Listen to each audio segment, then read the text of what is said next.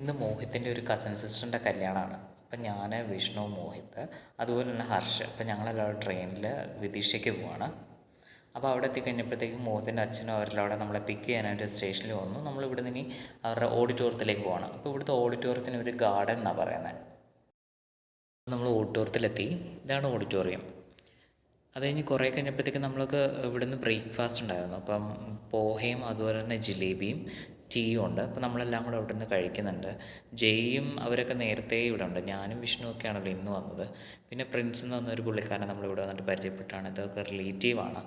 ബാക്കിയുള്ളവരുടെ പേരൊക്കെ ഞാൻ പഠിച്ചു വരുന്നേ ഉള്ളൂ, ഒന്നും അറിയില്ല.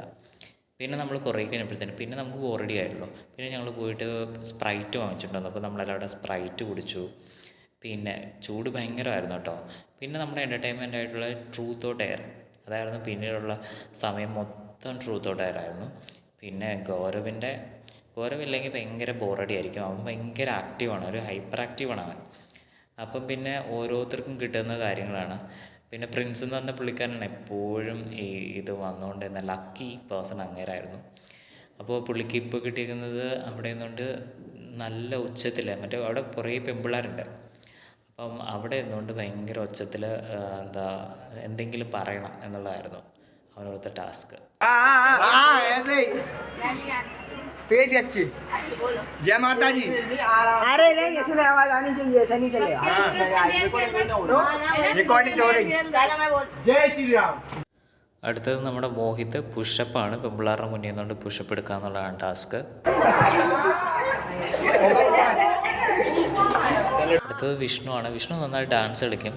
അവന് പാട്ടൊക്കെ ഇട്ട് കൊടുത്താൽ അവൻ നന്നായിട്ട് കളിച്ചോളും. അവൻ നന്നായിട്ട് കളിക്കുന്നുണ്ട്. അത് കഴിഞ്ഞിട്ടുള്ളത് നമ്മുടെ പ്രിൻസാണ്. പ്രിൻസ് നന്നായിട്ട് ഡാൻസ് കളിക്കുന്നുണ്ട്. നല്ല രസമുണ്ടായിരുന്നു കണ്ടുകൊണ്ടിരിക്കാൻ. ഇനി കല്യാണത്തിൻ്റെ ചടങ്ങുകളാണ്. അതായത് പെണ്ണിൻ്റെയും ചെറുക്കൻ്റെയും വീട്ടിൽ നിന്നുള്ള ആൾക്കാർ, കാരണവന്മാരൊക്കെ വന്നിട്ട് അവർ കൊണ്ടുവന്ന ഗിഫ്റ്റുകൾ അങ്ങോട്ടും ഇങ്ങോട്ടും കൈമാറുന്ന ഒരു ചടങ്ങാണ്. അപ്പം പെണ്ണിനെ ആ സ്റ്റേജിൽ വിളിച്ചിരുത്തിയിട്ട് അതിൻ്റെ കൂടെ കുറേ ആൾക്കാരുണ്ടാവും, റിലേറ്റീവ്സൊക്കെ ഉണ്ടാവും. അപ്പം ഓരോരുത്തരായിട്ട് അവർ കൊണ്ടുവന്ന സാധനങ്ങൾ ആദ്യം തിലക ചാർത്തി പിന്നെ കയ്യിൽ എന്തൊക്കെ കൊടുത്തിട്ട് അത് കൊടുക്കുകയാണ്. അപ്പം നമുക്ക് എല്ലാം ഒന്നും അറിയില്ല, എങ്കിലും ഞാൻ കണ്ടതൊക്കെ വെച്ചിട്ട് ഞാൻ പറയുന്നുണ്ട്. അപ്പം നമ്മൾ കൊണ്ടുവന്ന ഗിഫ്റ്റുകൾ അങ്ങോട്ടും ഇങ്ങോട്ടും കൈമാറുക ചെയ്യുന്നത്. കുറേ കഴിഞ്ഞപ്പോഴത്തേനും ചെറുക്കൻ കൂട്ടരെത്തി.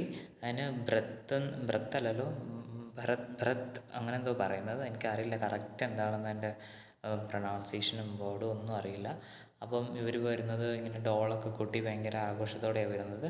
അപ്പം പകുതി വരെ ചെറുക്കനാണെങ്കിൽ ചെറുക്കൻ്റെ കൂട്ടുകാരൊക്കെ കാറിലായിരിക്കും വരുന്നത്. എന്നിട്ട് അതിൻ്റെ ഒരു നമ്മുടെ റിച്വൽ പോലെ കുതിരപ്പുറത്താണ് ഓഡിറ്റോറിയത്തിൻ്റെ ഫ്രണ്ടിൽ വരെ എത്തുന്നത്. അവിടെ വെച്ച് പിന്നെ കാരണവന്മാർ വരുന്നു. അവരുടെ കുറേ റിച്വൽസും കാര്യങ്ങളൊക്കെ ഉണ്ട്. കാല് കഴുകുന്നതും അങ്ങനെയൊക്കെ നമ്മുടെ നാട്ടിലുള്ളതിൻ്റെ കുറേ കാര്യങ്ങളൊക്കെ. പിന്നെ ഇവിടെ നാസിക് ടോളൊക്കെ കൂട്ടിയിട്ട് ചെറുക്കൻ്റെ വീട്ടുകാരുടെ ഒരു കലാപ്രകടനമുണ്ട്. അത് കുറേ നേരം കണ്ടുകൊണ്ടിരുന്നു. ഇനി വരനെ നമ്മൾ അകത്തേക്ക് ആനയിക്കുന്ന ചടങ്ങാണ്. അതായത് 2 കുടമുണ്ട്. താഴെ വലിയ കുടം, അതിൻ്റെ മുകളിലൊരു ചെറിയ കുടം, അതിൻ്റെ മുകളിൽ ഇങ്ങനെ തിരിയിട്ട ഒരു വിളക്കും.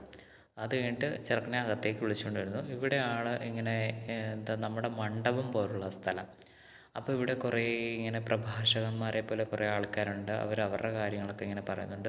ഞാൻ അപ്പോൾ അവരോട് ചോദിച്ചു എന്തായി പറയുന്നതെന്നൊക്കെ ചോദിച്ചപ്പോഴത്തേക്കും ആഫ്റ്റർ മാരേജ് ഇവരെന്തൊക്കെ കാര്യങ്ങൾ ഫോളോ ചെയ്യണം, നമ്മളൊരു പ്രീ മാരേജ് കൗൺസിലിംഗ് ഇല്ലേ, അതിൻ്റെ കൂട്ടൊക്കെ ഉള്ള കാര്യങ്ങളാണ് പറയുന്നതാണ് കിട്ടിയത്. എനിക്കറിയില്ല കറക്റ്റ് കാര്യങ്ങൾ, തെറ്റുണ്ടെങ്കിൽ ക്ഷമിക്കണേ. ഉച്ചയ്ക്കാണ് അവരുടെ താലികെട്ട്. അപ്പോൾ അവരുടെ താലികെട്ട് കഴിഞ്ഞു. ഇനി നമ്മൾ അഗ്നിക്ക് വലം വെക്കുന്ന ഒരു ചടങ്ങ് നമുക്കും ഉണ്ടല്ലോ. അപ്പം ഇനി അവർ അഗ്നിക്ക് വലം വെക്കുകയാണ്.